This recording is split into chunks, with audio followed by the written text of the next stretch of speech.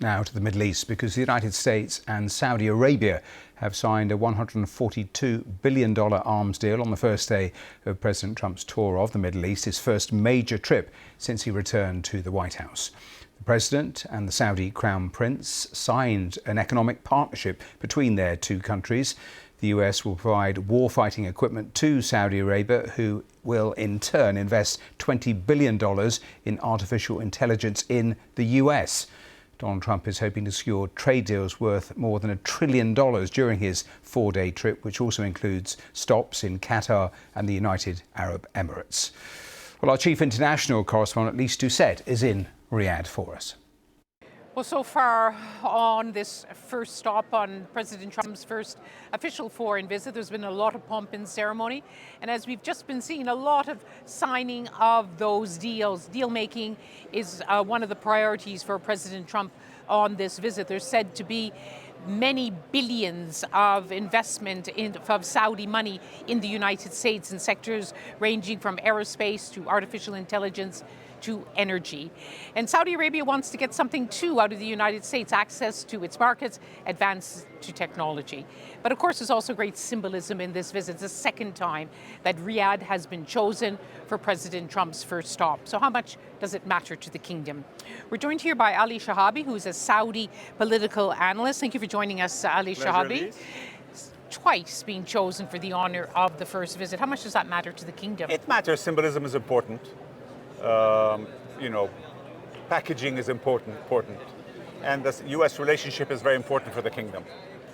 So the fact that the U.S. president chooses the kingdom as his first stop twice is historic, really. And I think it shows the depth of the relationship that exists with America and also with President Trump. There's a very close relationship between the Crown Prince and the president. And the relationship between the kingdom and America had gotten very close towards the end of the Biden administration. And it continued, obviously, into the Trump administration, given that it had been very good with the Trump administration in round one, so to speak. So what you're seeing now really is a manifestation of the strength of that relationship and an indicator of the number of issues that are being worked on. In terms of security, in terms of economics, in terms of technology, and in terms of regional politics.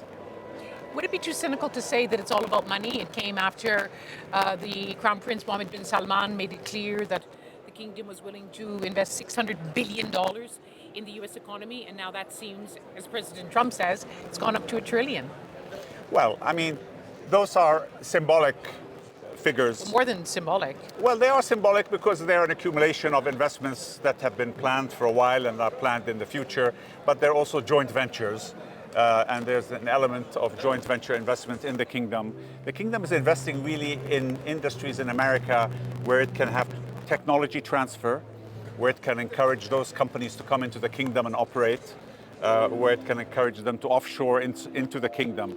So it's really very interconnected. It's not pure sort of portfolio investment or pure investment in America that has nothing to do with the kingdom's economy.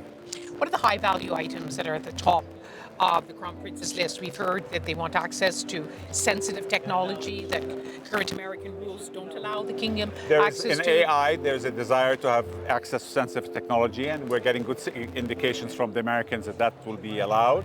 Obviously, there's nuclear technology, which again are progressing very well. Nothing was signed so far, but negotiations are ongoing, and probably something will be signed towards the end of the year. Military support, access to the latest in weaponry in America. There was a hiatus in the early days of the Biden administration. So there's a bit of a catch-up there to replenish the stocks of the Saudi military. And the Trump administration has been very supportive of that.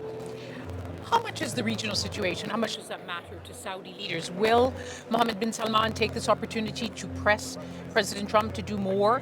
Well, he has been. He has been. I mean, he will take it personally, and Saudi officials have been pressing the American administration, on opening up Gaza to aid, on taking off sanctions from Syria. Saudi Arabia is also watching with interest the nuclear negotiations. Unlike the Obama administration, This administration has kept Saudi Arabia in the loop and briefed them on how the negotiations are going. Interestingly, the Iranians are doing the same and also briefing Saudi Arabia. So it's a totally different environment now from the time of the JCPOA, which was pulled as a surprise really on the countries of the Gulf. So regional politics are extremely important. America is a hegemon in the region. And we want to retain, President Trump has a tendency sometimes to get excited about things and then move on to the next subject. And I think we want to keep him excited about the region, keep him involved. And the fact that he came here is a reassurance that he is interested in the region. Stark contrast to the days when President Biden, many other world leaders talked about the Saudi kingdom as a pariah state after the murder of the Saudi journalist Jamal Khashoggi. Yes, well, I think President Biden ended up eating up those words when he came to the kingdom 2 years after saying that. So Although that was, he would have raised the issue, though.